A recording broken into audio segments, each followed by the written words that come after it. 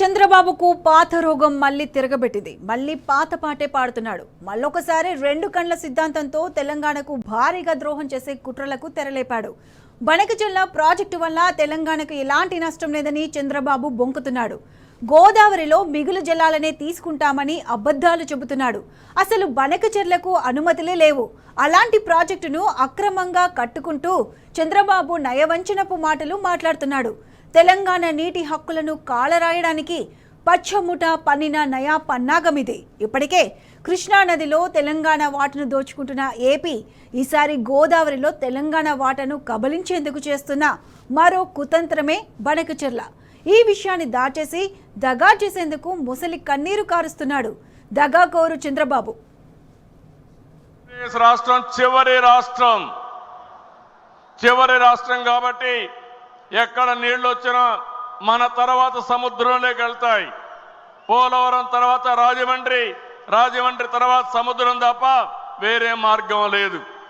అలాంటప్పుడు సముద్రంలోకి పోయే నీళ్లు మనం వాడుకుంటే ఈ నీళ్ల వల్ల తెలంగాణకు కూడా లాభం ఉంటుంది తప్ప ఎవరికి నష్టం లేదు. ఇక్కడ బీఆర్ఎస్ అయితే ఏదో నష్టం వచ్చినట్టు మాట్లాడుతున్నారు.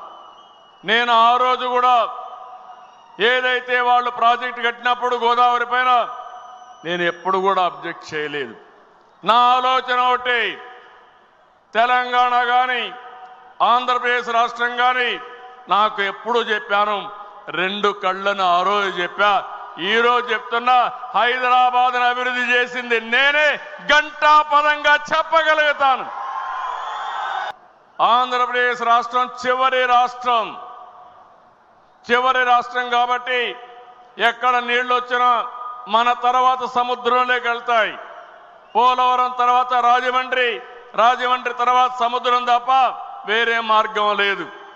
అలాంటప్పుడు సముద్రంలోకి పోయే నీళ్లు మనం వాడుకుంటే ఈ నీళ్ల వల్ల తెలంగాణకు కూడా లాభం ఉంటుంది తప్ప ఎవరికి నష్టం లేదు. ఇక్కడ బీఆర్ఎస్ అయితే ఏదో నష్టం వచ్చినట్టు మాట్లాడుతున్నారు. నేను ఆ రోజు కూడా ఏదైతే వాళ్ళు ప్రాజెక్ట్ కట్టినప్పుడు గోదావరి పైన నేను ఎప్పుడు కూడా అబ్జెక్ట్ చేయలేదు. నా ఆలోచన ఒకటి, తెలంగాణ కానీ ఆంధ్రప్రదేశ్ రాష్ట్రం కానీ నాకు ఎప్పుడు చెప్పాను, రెండు కళ్ళను ఆ రోజు చెప్పా. ఈ రోజు చెప్తున్నా, హైదరాబాద్ను అభివృద్ధి చేసింది నేనే, గంటాపదంగా చెప్పగలుగుతాను. ఇక చంద్రబాబు దిక్కుమాలినతనానికి పరాకాష్ట తెలంగాణ తలసరి ఆదాయంపై చేసిన కామెంట్లు. తెలంగాణలో పెరిగిన తలసరి ఆదాయం తన వల్లేనని చంద్రబాబు దొంగ క్రెడిట్ కొట్టేసేందుకు యత్నించాడు. తెలంగాణకు చంద్రబాబు ద్రోహం చేశాడే తప్ప ఏనాడు మంచి చేసిన పాపాన పోలేదు. హైటెక్ సిటీకి పునాదులు వేసింది ఎన్ జనార్దన్ రెడ్డి. ఈ ప్రాజెక్టును హైజాక్ చేసి తన బినాములకు భూముల పందెరం చేసిన కుట్రదారు చంద్రబాబు. తెలంగాణ తలసరి ఆదాయం పెరగడానికి కారణం గత 10 ఏళ్లలో కేసీఆర్ సర్కార్ చేసిన కృషి. తెలంగాణను పెట్టుబడుల స్వర్గధామంగా మార్చారు. శాంతి భద్రతలో దేశంలోనే తెలంగాణను నెంబర్ 1గా నిలిపారు. అటు కరువు నేల తెలంగాణ రాష్ట్రాన్ని కేసీఆర్ అన్నపూర్ణగా మార్చారు. 24 గంటల కరెంటు ఇచ్చారు. వ్యవసాయ అనుబంధ రంగాలను ప్రోత్సహించారు. భూముల విలువ పెరిగేలా చేశారు. అన్ని అవసరాలకు నీరు అందుబాటులో ఉంచారు. ప్రజల ఉపాధి ఆదాయ అవకాశాలను పెంచారు. వారి వినియోగ శక్తిని పెంచారు. వాటి వల్లే తెలంగాణ తలసరి ఆదాయం పెరిగింది. ఇందులో చంద్రబాబు పాత్ర ఎక్కడిది? ఈరోజు దేశంలోనే ఎక్కువ తలసరి ఆదాయం వచ్చే రాష్ట్రం తెలంగాణ రాష్ట్రం. దానికి నాంది పలికిన వ్యక్తి పార్టీ తెలుగుదేశం పార్టీ. ఈరోజు దేశంలోనే ఎక్కువ తలసరి ఆదాయం వచ్చే రాష్ట్రం తెలంగాణ రాష్ట్రం. దానికి నాంది పలికిన వ్యక్తి పార్టీ తెలుగుదేశం పార్టీ.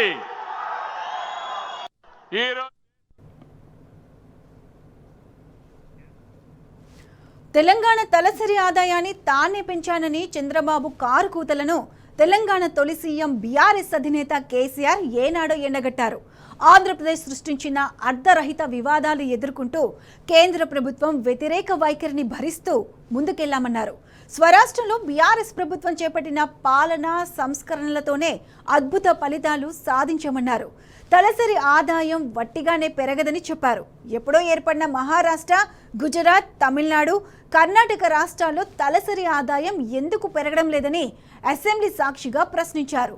ఆయా రాష్ట్రాలన్నిటినీ తలదన్ని తెలంగాణ తలసరి ఆదాయంలో దేశంలోనే నెంబర్ 1 స్థానంలో నిలిచిందని చెప్పారు. ఒక రాష్ట్రాన్ని వృద్ధిలోకి తేవడం అంటే మాటలు చెప్పినంత ఈజీ కాదని స్పష్టం చేశారు కేసీఆర్. ఈరోజు దేశంలోనే ఎక్కువ తలసరి ఆదాయం వచ్చే రాష్ట్రం తెలంగాణ రాష్ట్రం. దానికి నాంది పలికిన వ్యక్తి పార్టీ తెలుగుదేశం. వట్టిగానే పెరుగుతుంది అధ్యక్ష. జిఎస్టిపి మొట్టమొదటి ఎందుకో మహారాష్ట్ర పెరుగుతలేదు, పెద్ద డంబాచారం కూడా గుజరాత్ ఎందుకో పెరుగుతలేదు. ఇప్పుడు సెటిల్డ్ స్టేట్స్ అధ్యక్ష అవన్నీ. ఇలా తమిళనాడు, కర్ణాటక, మహారాష్ట్ర, గుజరాత్ గొప్ప manufacturing states, highly settled states. 40, 50, 60, 70 ఏళ్ళుగా రాష్ట్రాలుగా జీవిక కొనసాగిస్తున్న రాష్ట్రం. వాటన్నిటిని తోసిరాజని తలదని ఇలా Telangana number 1 per capital GSDP. Yes, ఇప్పుడు ఏదో ఆశామాచిగా రోడ్ల మీద మస్తుగా మాట్లాడతారు అధ్యక్ష. దానికేమున్నది? ప్లాట్ఫామ్ స్పీచ్లు మేము కూడా కొట్టగలుగుతాం మస్తుగా. ఆంధ్ర సృష్టించే అర్ధరహితమైన వివాదాలు ఎదుర్కొంటూ నిష్క్రియాపరంగా వ్యవహరిస్తున్నటువంటి కేంద్ర ప్రభుత్వ నిర్లక్ష్య వైఖరి, తెలంగాణ వ్యతిరేక వైఖరిని కూడా భరిస్తూ ఇవన్నీ సాధించినాం అధ్యక్ష. ఈరోజు దేశంలోనే ఎక్కువ తలసరి ఆదాయం వచ్చే రాష్ట్రం తెలంగాణ రాష్ట్రం. దానికి నాంది పలికిన వ్యక్తి పార్టీ తెలుగుదేశం. వట్టిగానే పెరుగుతుంది అధ్యక్ష. జిఎస్టిపి మొట్టమొదటి ఎందుకో మహారాష్ట్ర పెరుగుతలేదు, పెద్ద డంబాచారం కూడా గుజరాత్ ఎందుకో పెరుగుతలేదు. ఇప్పుడు సెటిల్డ్ స్టేట్స్ అధ్యక్ష అవన్నీ. ఇలా తమిళనాడు, కర్ణాటక, మహారాష్ట్ర, గుజరాత్ గొప్ప manufacturing states, highly settled states. 40, 50, 60, 70 ఏళ్ళుగా రాష్ట్రాలుగా జీవిక కొనసాగిస్తున్న రాష్ట్రం. వాటన్నిటిని తోసిరాజని తలదని ఇలా Telangana number 1 per capital GSDP. Yes, ఇప్పుడు ఏదో ఆశామాచిగా రోడ్ల మీద మస్తుగా మాట్లాడతారు అధ్యక్ష. దానికేమున్నది? ప్లాట్ఫామ్ స్పీచ్లు మేము కూడా కొట్టగలుగుతాం మస్తుగా. ఆంధ్ర సృష్టించే అర్ధరహితమైన వివాదాలు ఎదుర్కొంటూ నిష్క్రియాపరంగా వ్యవహరిస్తున్నటువంటి కేంద్ర ప్రభుత్వ నిర్లక్ష్య వైఖరి, తెలంగాణ వ్యతిరేక వైఖరిని కూడా భరిస్తూ ఇవన్నీ సాధించినాం అధ్యక్ష. తెలంగాణ ఏర్పడిన మొదట్లోనే రాష్ట్రానికి కరెంటు ఇవ్వకుండా కుట్ర చేసిన ద్రోహి చంద్రబాబు. సీలేరు పవర్ ప్రాజెక్టును అక్రమంగా గుంజుకున్న దుర్మార్గుడు. ఆ తర్వాత రాష్ట్రం ఏర్పడి ఏడాది కూడా నిండకుండానే తెలంగాణను విఫల రాష్ట్రంగా చిత్రీకరించి కుతంత్రాన్ని పనింది చంద్రబాబు కాదా? రేవంత్ రెడ్డిని సూత్రధారిని చేసి ఓటుకు నోటు కుతంత్రం పన్ని రెడ్ హ్యాండెడ్గా దొరికాడు చంద్రబాబు. ఇలా చెప్పుకుంటూ పోతే చంద్రబాబు తెలంగాణకు చేసిన ద్రోహాలకు అంతేలేదు. ఇవన్నిటినీ తెలంగాణ బిడ్డలు తిప్పికొట్టారు. చంద్రబాబు అబద్ధాల కుట్రలను బద్దలు కొట్టారు. అయినా సరే చంద్రబాబుకు సిగ్గు రాలేదు, అబద్ధపు ప్రచారాలు మానలేదు.